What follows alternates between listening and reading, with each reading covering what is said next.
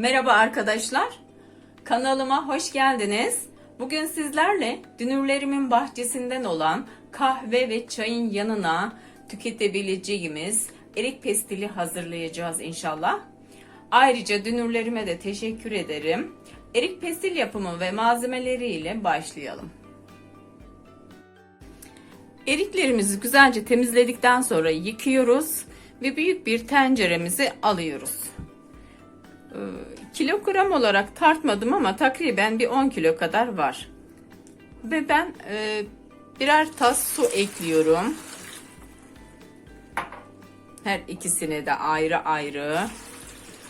Suyu çok eklemeyeceğim çünkü ocakta pişme süresince zaten erik suyu görünce kendisi çatlayacaktır. Suyu çok korsak diğer aşamalarda daha çok kaynatmam gerekecek. O yüzden suyu göz kararı birer tas ekledim. Bakacağız sonrası, ona göre ayarlarız daha sonraki aşamalarda. Evet arkadaşlar, eriklerimiz kaynadıktan sonra biraz daha sulandı. Bu arada ben eriğin çekirdeklerini çıkarmadım. Hiç uğraşmaya gerek yok çekirdekleriyle. Delikli bir süzgüden geçireceğim için öyle tercih ettim. Ve rengi de muhteşem oldu.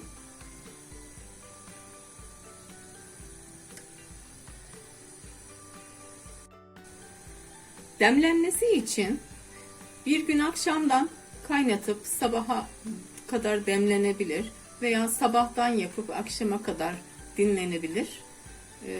Soğuması gerekiyor süzgüden geçirebilmem için. Evet arkadaşlar, dinlenmiş olan eriklerimizi süzgecimizin üzerine aldım. Delikli bir süzgeç. Tenceremizi de altına koyarak şimdi elimizle ezmeyi sağlayacağım. Püre haline getireceğim. Ben de çekirdeklerini çıkarmadığım için bu yöntemle yapıyorum.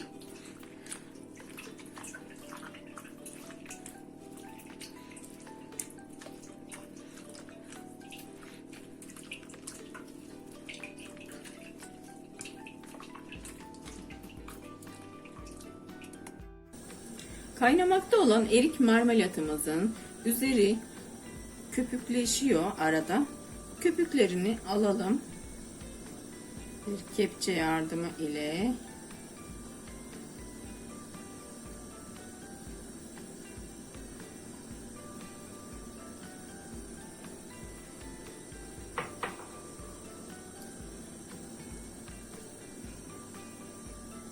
erik marmelatımız güzelce, yani arkadaşlar bu tarifte aynı marmelat da yapabiliriz. Ben pestil hazırlayacağım, erik pestili, ama dilersek marmelata da hazırlayabiliriz aynı tarifte. Ayrıca ben bu tarifi yıllardır yapıyorum. Tamamen kendime ait bir tarif. Tam kıvamında erik pestili oluyor. Denemenizi tavsiye ederim. Biraz aşamalı ve emekli bir tarif ama sonuç mükemmel olunca mutluluğa, emekler mutluluğa dönüşüyor.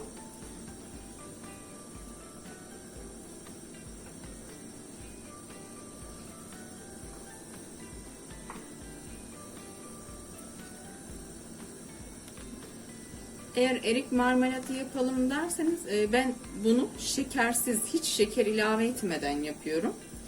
Marmelata şeker ilave edebilirsiniz veya dilerseniz ben ekşi istemiyorum, şekerli olsun derseniz biraz şeker ilave edebiliriz. Ama ben hiç şeker eklemiyorum. Ve ayrıca ben bunu derin dondurucuda muhafaza ediyorum. Tabi bu böyle olmayacak. Tabi tepsilere dökeceğim. Sonra güneşte kuruyacak. Sonra diğer yüzünü çevireceğim. Diğer tarafı da kuruduktan sonra güzelce şekil verip dilediğimiz kadar bölüp dondurucuda muhafaza edeceğim. Kışın kar yağarken kahveniz elinizde, balkonda erik pestili ile güzel bir manzara karşısında kahvenizi yudumlayabilirsiniz. kış ortasında erik pestili harika oluyor. Evet, dışarıda çok pestiller satılıyor ama kendimiz emek verince daha güzel oluyor arkadaşlar.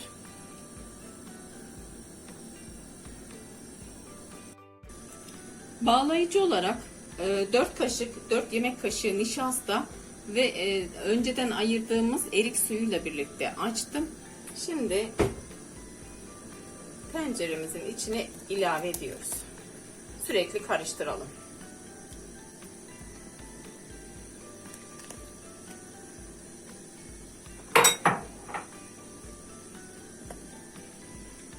Kıvam alıncaya kadar karıştırıyoruz. Bir tık daha kaynadıktan sonra tepsilerimi ıslattım. Ondan sonra tepsilere dökeceğim. İnce bir şey halinde, tabaka halinde. Gördüğünüz gibi arkadaşlar, erik pestillerim kurumak için balkona, tepsileri sıraladık.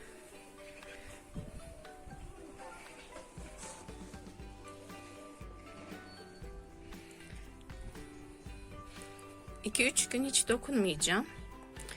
Kuruduktan sonra ters düz edip çevireceğim.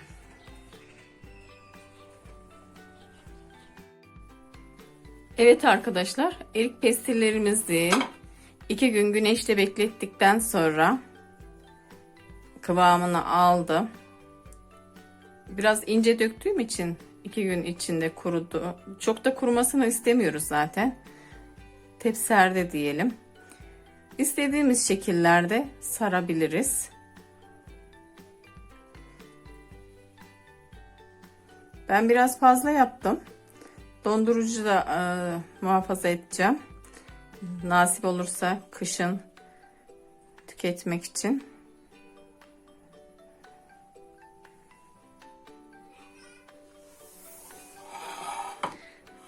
Evet arkadaşlar, afiyet olsun. Kanalıma abone olup videomu beğenip yorumlarda da belirtirseniz sevinirim. Hoşça kalın.